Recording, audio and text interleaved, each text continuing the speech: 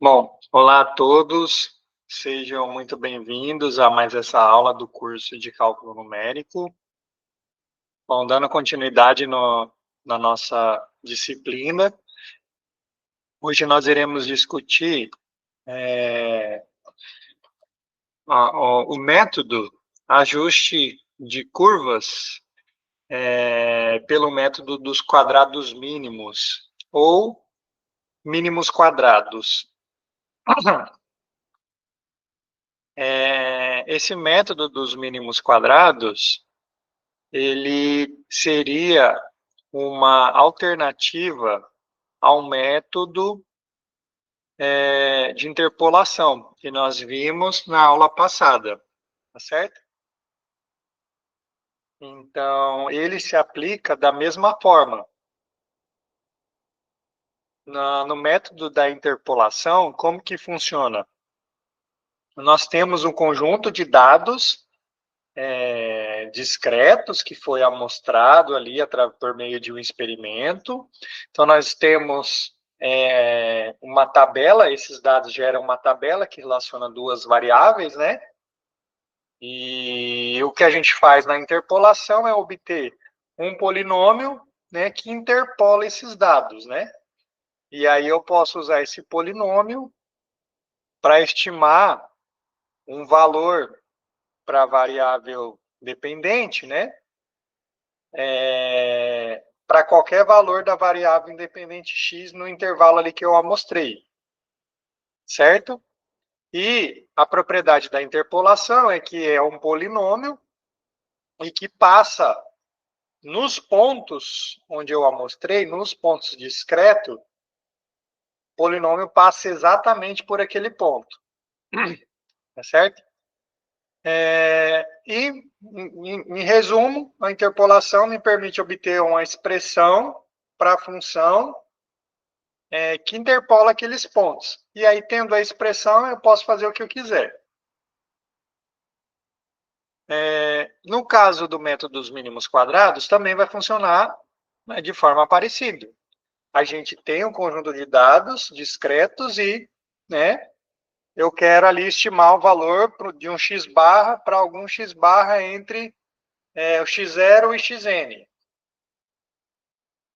E aí, como que eu posso fazer isso? Né? Você também pode usar o método dos mínimos quadrados, mas só que ele não exatamente, ele difere da interpolação, tá certo?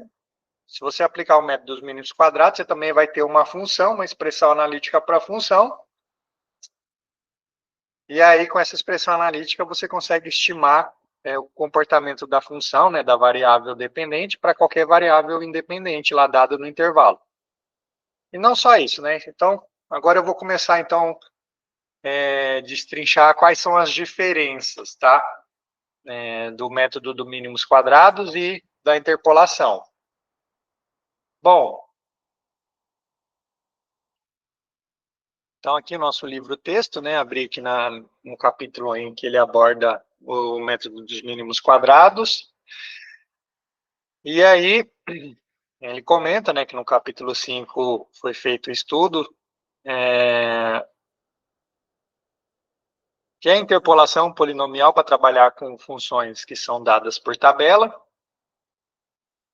Aí, ele começa a problematizar a interpolação, tá certo? Ele traz dois pontos importantes aqui, que seriam problemáticos aqui para a interpolação. E quais são eles?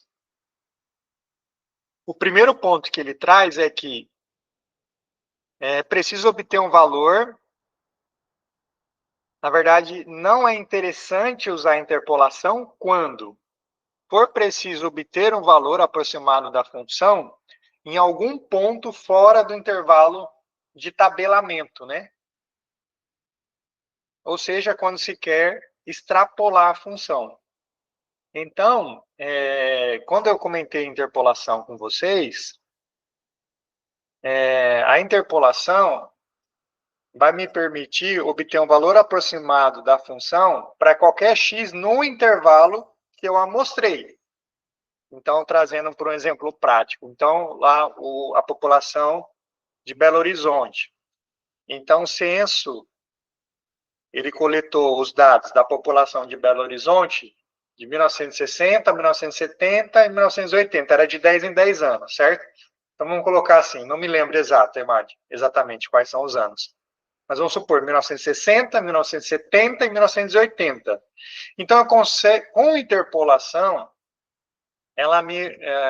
se eu interpolar esses dados, eu consigo obter uma estimativa para a população em qualquer intervalo entre 1960 e 1980, que é um intervalo que eu amostrei. Mas se eu quiser extrapolar, né, apenas com os dados de 1960 e 1980, se eu quiser fazer uma estimativa para 1990, a interpolação já não é interessante. Tá certo? Porque a aproximação pelo polinômio interpolador é boa dentro do intervalo amostrado, mas fora do intervalo, ele já não é tão boa assim essa aproximação. Tá certo? Então, se eu tenho algum dado, se eu mostrei alguns dados e o meu objetivo é extrapolar aqueles dados, obter uma estimativa do y para algum x fora daquele intervalo, então a interpolação não vai ser interessante. Tá certo? A gente precisa usar uma outra abordagem. Tá certo? E um segundo caso aqui que o livro traz, de quando a interpolação não é interessante, é o seguinte, ó, quando os valores tabelados são resultados de algum experimento físico ou de pesquisas, né? Porque nesses casos, esses valores poderão conter erros inerentes que, em geral, não são previsíveis. Então, por exemplo, você está medindo o nível de oxigênio no rio, à medida que a gente vai se distanciando do ponto de despejo do esgoto ali de uma cidade, certo? Aí, vamos supor que esse fenômeno ele é regido por uma função exponencial, certo? Então, vamos imaginar uma função exponencial decrescente. Vai ser melhor eu mostrar aqui, pessoal, do que eu falar. Então, deixa eu passar aqui para o tablet, que é rapidinho. Então, vamos lá, pessoal. O segundo caso em que não é interessante usar a interpolação, né? Então, como o livro traz, alguns casos em que os dados amostrados, eles são obtidos através de experimentalmente, né? Por meio de alguma observação ou de alguma ferramenta de medição. Então, existem, sempre quando você vai medir alguma coisa, todo tipo de medida tem um erro, né? Nenhuma medida é exata. Então, por exemplo, se você está medindo o pH do solo, né? Ou de algum líquido, tem uma medida ali, tem um erro ali naquela medida. Né? Se você está coletando o censo da população de uma cidade, você não vai e calcula, sai contando toda a população daquela cidade num determinado ano. Não, é um processo de amostragem. Você coleta uma amostra e a partir dessa amostra você infere o resultado geral, tá certo? Então, toda medida tem um erro inerente a ela. Então, por exemplo, vamos supor que você coletou os dados do censo do IBGE sobre uma determinada cidade e tem um erro, tá certo? Porque esses dados são coletados de forma estatística. Aí vamos supor que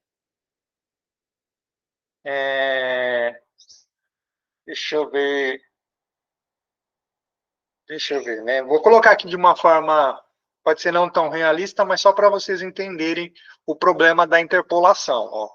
Então, por exemplo, vamos supor que você coletou e os dados, né, de uma determinada população de uma cidade, e aí você plotou esses dados, né, ó. Então vamos supor que esses dados eles ficaram assim, ó, os valores tabelados. Só para vocês entenderem. Aqui, certo? Então aqui seria, ó, x0. Esse ponto aqui ficou em cima do outro. X0, x1, certo? x2, x3,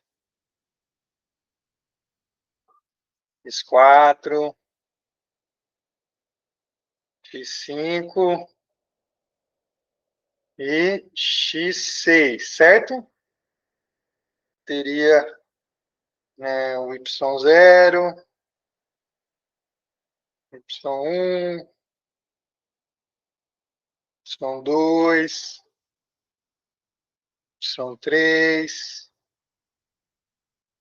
y3,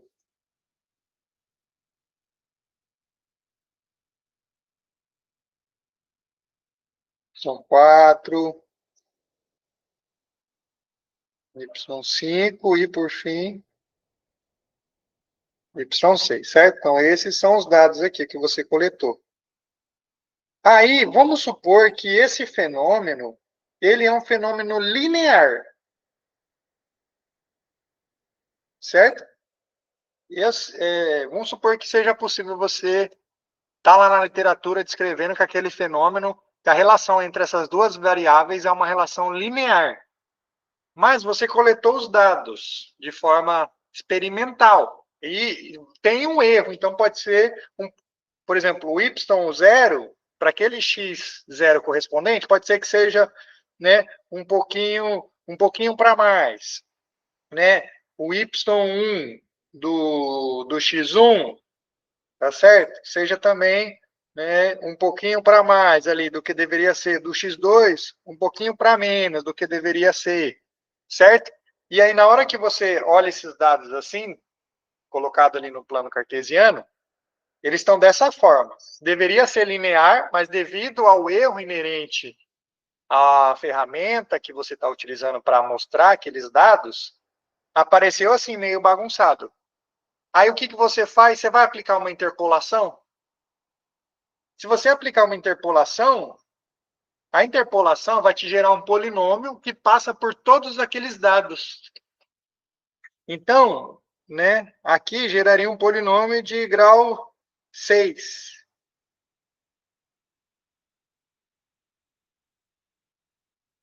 Né? Grau 5, na verdade. Eu comecei no y0, então grau 5. Então seria alguma coisa assim, ó. Poderia gerar alguma coisa assim, ó.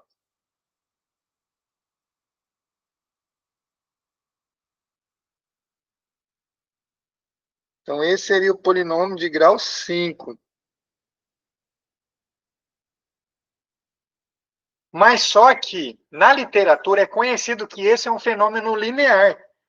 Então, na verdade, a equação exata do problema seria alguma coisa assim. Deixa eu colocar aqui mais ou menos.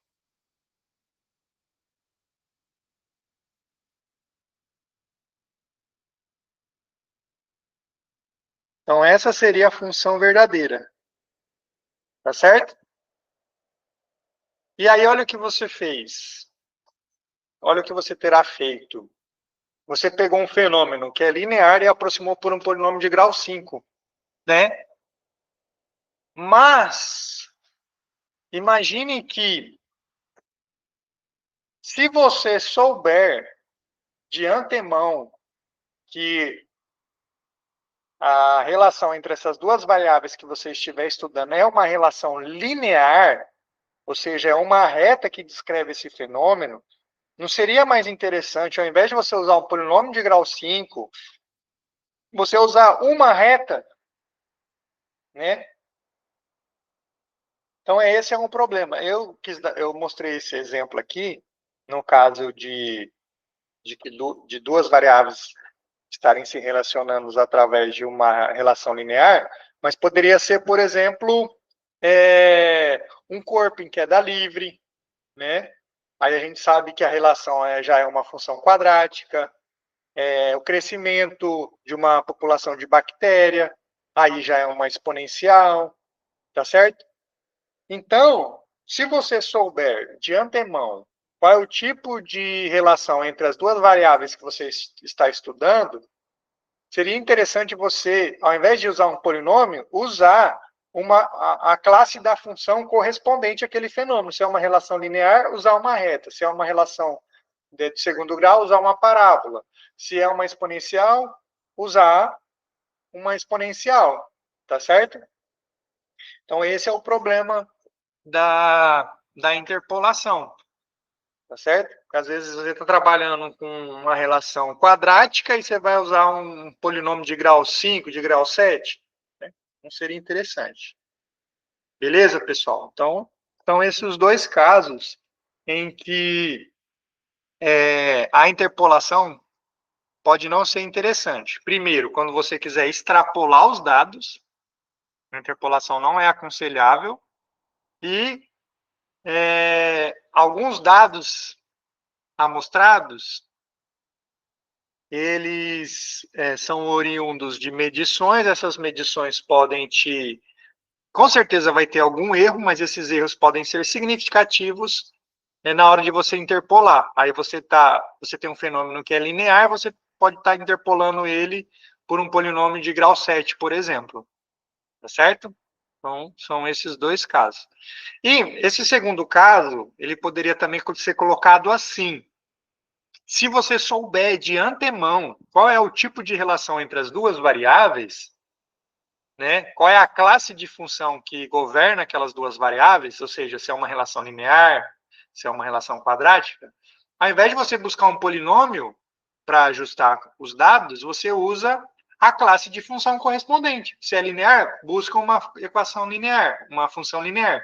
Se é do segundo grau, busca uma função do segundo grau. Se é uma exponencial, busca a exponencial. Tá certo? Então, vamos lá, então. Deixa eu interromper aqui essa apresentação por enquanto. Cadê? Voltar para cá. Então, pessoal, o método dos mínimos quadrados vai funcionar dessa forma,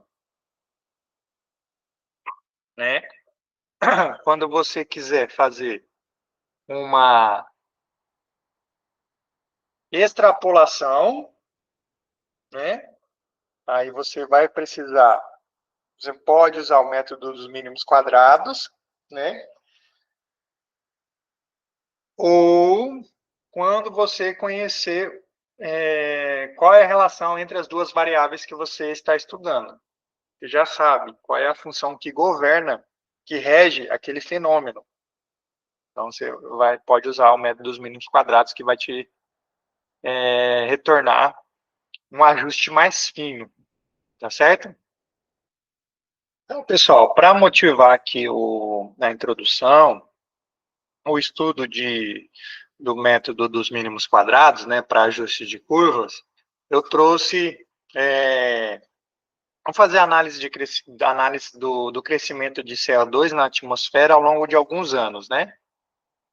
Vamos lá, ó. Então, imagine o seguinte problema.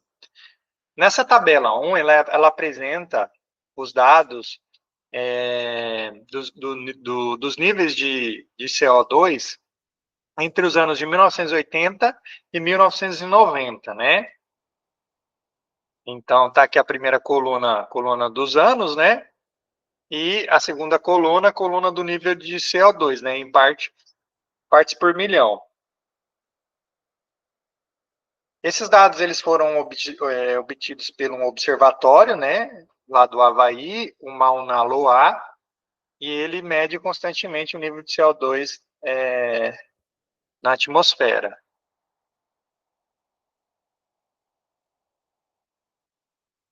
Agora, imagine o seguinte problema, tá?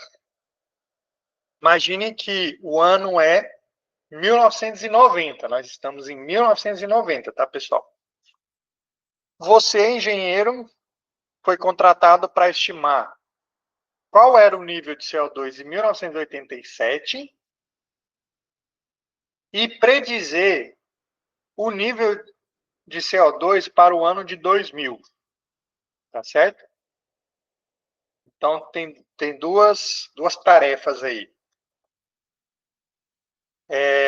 Bom, a primeira tarefa, predizer o ano de 1987, é uma interpolação, se trata de uma interpolação, porque se vocês observarem, né, ó, os dados que foram amostrados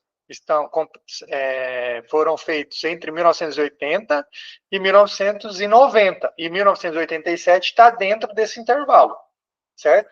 Então, estimar o nível de CO2 em 1987 é uma interpolação. Então, aqui você poderia usar uma interpolação, né?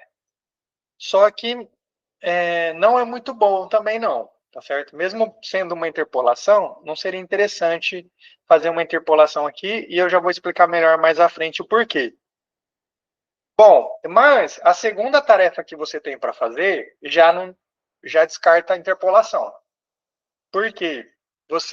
O ano é 1990, o seu último dado foi de 1990, e aí você precisa predizer, né, se nada for feito, né, e se o crescimento seguir, né, essa tendência aí, qual vai ser qual vai ser o nível de CO2 em 2000? Portanto, 2000 está fora do intervalo amostrado, então é uma extrapolação. Então, definitivamente, uma interpolação não é interessante nesse caso. Beleza? E aí, o que a gente pode fazer então? Vamos lá. Então, qual que é o objetivo aqui? Ó? O nosso objetivo é tentar encontrar a função, estou chamando aqui y igual a f de t, que descreve né, o nível de CO2 na atmosfera ao longo do tempo. Existe essa função, né, na teoria, e aí o meu objetivo é tentar encontrar essa função, tá certo? Se eu conseguir de alguma forma encontrar essa função, a expressão analítica dessa função, aí eu vou lá e calculo f de 1997, vai me dar o CO2, né, de 1997, e f de 2000, me dando o nível de CO2 em 2000, tá certo? Então, só achar essa função aqui, né? Mas, como vocês devem imaginar, não é tão simples, né, fazer isso. Qual que são as dificuldades de encontrar essa função, né? Primeiro, a incompletude dos dados, né? Os dados eles foram coletados de 2 em 2 anos, né? Então, por exemplo, em 1981 não tem, nos anos ímpares, né? Não foram coletados. Então, seria a incompletude dos dados aí. Outro problema, múltiplas variáveis independentes, né? Então, por exemplo, o nível de CO2 na atmosfera, ele não sofre influência apenas influência do passar dos anos, né? Então, pode ter emissões humanas, pode aumentar o desmatamento, pode aumentar atividade industrial, processos naturais, mudanças climáticas, todas essas variáveis podem interferir, né, compõem ali a função verdadeira, dificultando então você obter a função verdadeira que está modelando o problema, né? E erros de medições também, né? Você fez algumas medições e essas medições, como a gente já discutiu anteriormente, elas podem ser erros, né? Então, tudo isso tornam praticamente impossível você obter a função verdadeira que descreve o fenômeno, né, o crescimento do nível de CO2, considerando todas as variáveis, né, que estão influenciando. Então, qual que vai ser a ideia, né? Já que eu não posso buscar a função verdadeira, né, vamos buscar então a função aproximada, uma função aproximada que melhor se ajusta a esses dados aí, tá certo?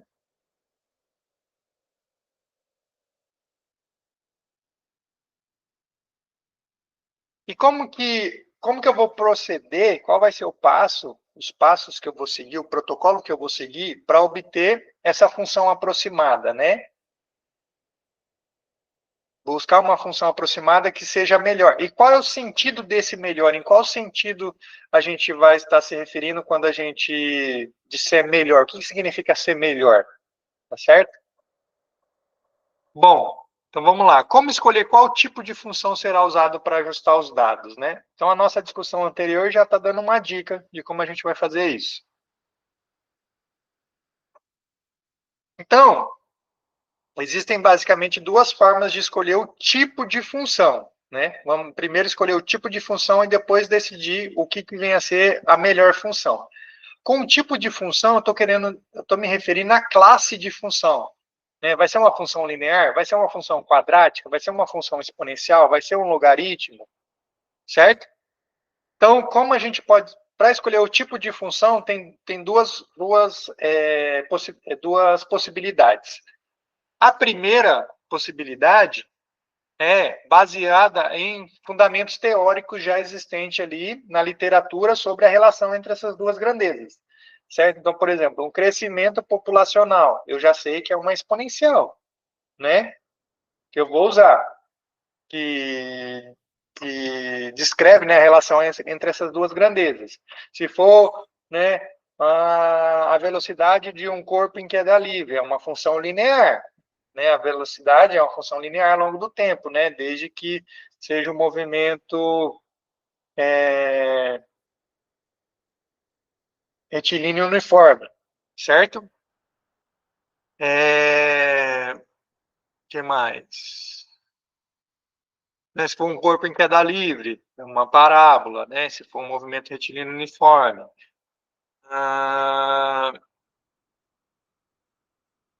Bom, entre outros aí, né? Outros exemplos. Então, essa é a primeira forma. Buscar na literatura se já tem qual é a relação entre, qual é a função que descreve a relação entre aquelas duas grandezas. Tá certo?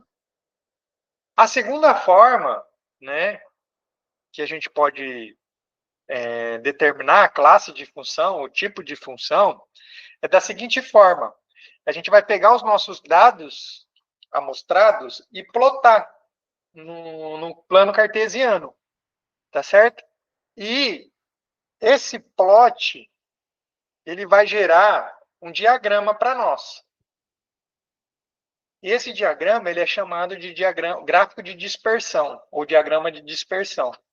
E analisando esse diagrama, a gente consegue ter uma noção intuitiva de qual tipo de relação está acontecendo entre as duas variáveis. Tá certo? Então, por exemplo, ó, vamos pegar a função tabelada do nível de CO2, e aí eu plotei aqui, ó. Fiz o gráfico de ano, dos anos aqui, né? Pelos níveis de CO2. Aí eu fiz o plot daqueles pontos ali, ó. Certo? Bom, olhando, aí, isso daí é o gráfico de dispersão. É quando a gente faz isso. Então, olhando para esse gráfico de dispersão, você não consegue intuir qual é o tipo de relação entre essas duas variáveis? Por exemplo, é uma exponencial? Não está aparecendo. É uma função quadrática? Não está aparecendo. O que está aparecendo? Está aparecendo que é uma relação linear, não é? Uma reta. Não está aparecendo o gráfico de uma reta? Então, a julgar pelo gráfico de dispersão, eu posso deduzir, né, que a relação entre essas duas variáveis é uma relação linear. E, portanto, a classe de função que eu vou buscar vai ser uma função linear, uma reta. Tá certo?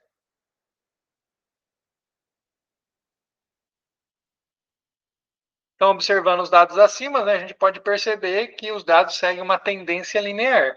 Então, portanto, podemos utilizar uma função linear do tipo y igual a mais bx para ajustar-se aos dados.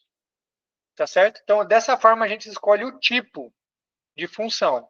Quando não tiver claro na literatura qual o tipo de relação entre as duas variáveis que nós estivermos estudando, a gente pode vir aqui fazer o gráfico de dispersão e observar, né, tentar identificar qual é o tipo de, qual é a tendência dos dados, qual é o tipo de relação entre aquelas duas variáveis.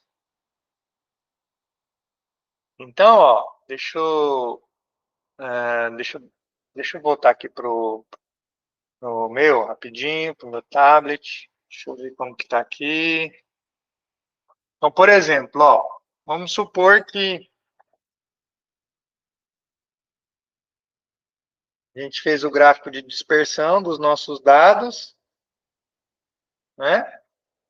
Aí, deixa eu colocar um pouquinho mais para cá, aqui, né? Fizemos lá. Então, vamos supor que aconteceu alguma coisa assim, ó. Fiz o gráfico aqui de dispersão, né?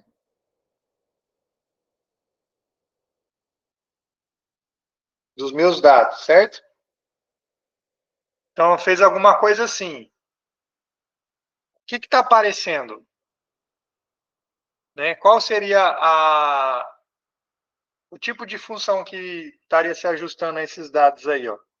Então, nesse caso, olhando o gráfico de dispersão, eu ia usar, né, uma parábola, certo? Poderia usar uma parábola, né? Ou, se eu fizesse o gráfico de dispersão, deixa eu ver se eu copiar e colar isso aqui para... Ah, não, foi tudo. Certo? Se eu fizesse assim, ó.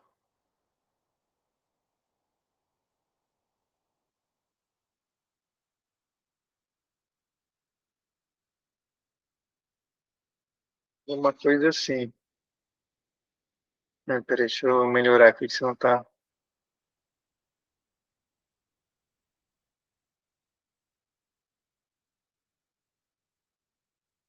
E assim, se fosse alguma coisa assim, o que eu poderia usar? Uma exponencial,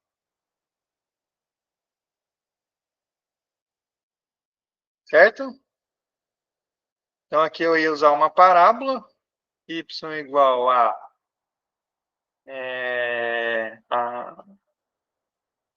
mais bx mais cx ao quadrado.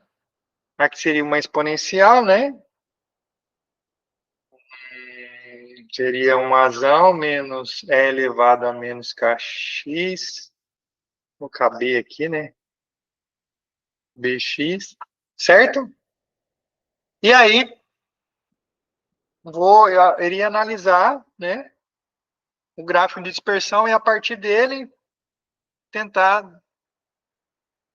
verificar qual o tipo de relação entre as duas variáveis, tá certo? Então, tem esses dois exemplos ali que eu acho que deu para esclarecer um pouco mais, né? Como o gráfico de dispersão nos ajuda a tentar deduzir a relação entre as duas variáveis e, portanto, tentar deduzir qual é o tipo de função que eu vou escolher para se ajustar aos dados.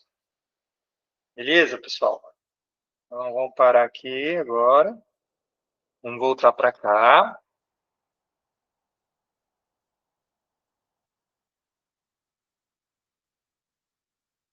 Tá? Então, beleza. Beleza? Então, duas formas de decidir qual função a gente vai usar. Escolher o tipo de função. Beleza. Agora que eu decidi descobrir qual é o tipo de função que eu vou utilizar, segue a segunda pergunta. Qual seria a melhor? Por exemplo, voltando nesse caso particular, eu sei que o tipo de função que melhor se ajusta aos dados é uma reta, certo? Bom, mas daí existem infinitas retas. Qual reta eu vou escolher? Qual dentre as infinitas possibilidades eu vou escolher? Eu posso pegar uma reta que passa por dois pontos arbitrário aí. Ou eu posso pegar a reta secante, que passa pelo primeiro ponto e o último ponto. Mas qual delas seria a melhor? Né? O que significa ser melhor? Tá certo? Então, vamos passar, então, a tentar responder essa segunda pergunta, né? Ó. Então, qual melhor reta se ajusta aos dados, né? Então, para isso, para a gente definir o que vem a ser melhor, eu vou definir um conceito de desvio para vocês, ou resíduos, né? Ó. Então, eu peguei aqui um corte, né, daquela reta, o zoom, e aqui eu tenho dois pontos amostrados, certo? Eu tenho o ponto x1, y1, esse ponto aqui, ó, e eu tenho o ponto xn-1, yn-1, ponto anterior. E aí, ó, percebam que eu consigo definir uma distância calcular a distância entre o valor observado, que seria o y1, e o valor ajustado, que seria estou chamando aqui o φ de x1, né, que seria a função que eu estou tentando ajustar. A reta, eu estou tentando buscar a melhor reta aqui, ó, certo? Tô tentando descobrir quem que vai ser o A e o B. Beleza? Então, ó, eu consigo definir essa distância entre o valor observado, lá no experimentalmente, o YI, e o valor ajustado, que é o φ de XI. Então, tá aqui, ó. Estou chamando isso de DI, né, que é o desvio ou resíduo. Então, DI, vou pegar o valor em módulo, né? Porque o que interessa é só o valor absoluto, não o sinal. Então, o módulo Então, o desvio é o módulo do valor ajustado menos o valor observado, tá certo? Esse é o desvio. Então, defini o desvio aqui e o desvio aqui, e eu posso calcular o desvio para todos os pontos. Certo? Então, isso daqui é o desvio. E, bom,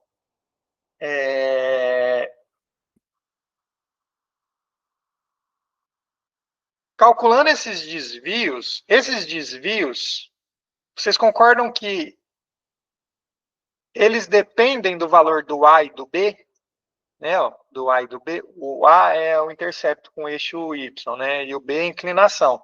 Se eu mudar o intercepto ou mudar a inclinação, como os dados amostrados estão fixos, né? Os desvios vai ser maior ou menor, tá certo? Dependendo do A e do B, que eu ajustar. Tá certo? Então, repetindo mais uma vez. O A e o B, na verdade, os desvios dependem do A e do B. Se você mudar ou o A ou o B, você muda o desvio. Tá certo? Então, ó, eu consigo definir um parâmetro, um número, que depende do A e do B. Então, estou chamando aqui, ó, Fão de A e B, que nada mais é do que a soma. Eu vou somar, eu vou pegar todos esses desvios, pegar cada um deles, elevar ao quadrado e somar tudo. Tá certo?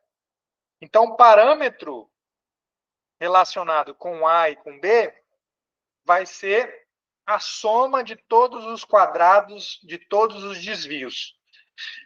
Tá certo? Então, para cada A e B, eu vou ter esse parâmetro F1 aqui, de A a B, que é a soma dos quadrados dos desvios. Tá certo?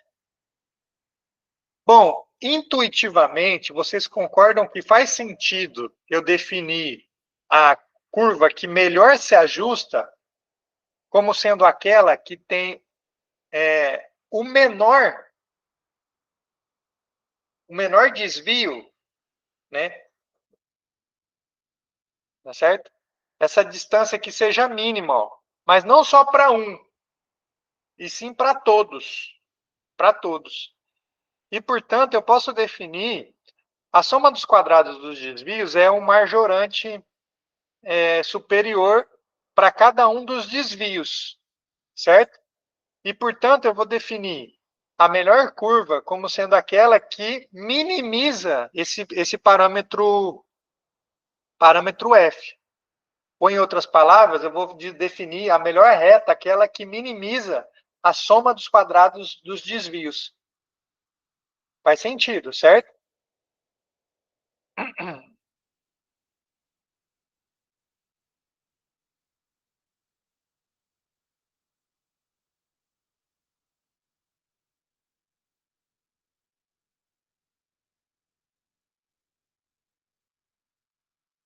Então, vamos lá. Então, como eu coloquei aqui, né, a reta que melhor se ajusta aos dados é aquela cujo coeficiente A e B vai minimizar o somatório acima. Tá certo, pessoal?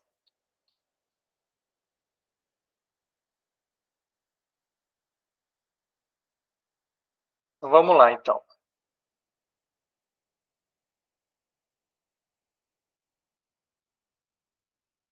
Bom, aí, ó, pode-se mostrar o seguinte, que os coeficientes A e B que minimizam a soma dos quadrados dos desvios satisfazem esse sistema aqui, ó. Certo? Esse sistema 2 por 2, onde o A e o B são as incógnitas. Certo? Beleza? E aí esse sistema pode ser resolvido de forma manual, para encontrar o valor do A e do B, ou de forma matricial, ou pode usar, né, a calculadora. A calculadora também resolve aquele sistema.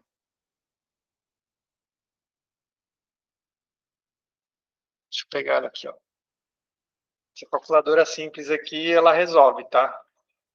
O sisteminha.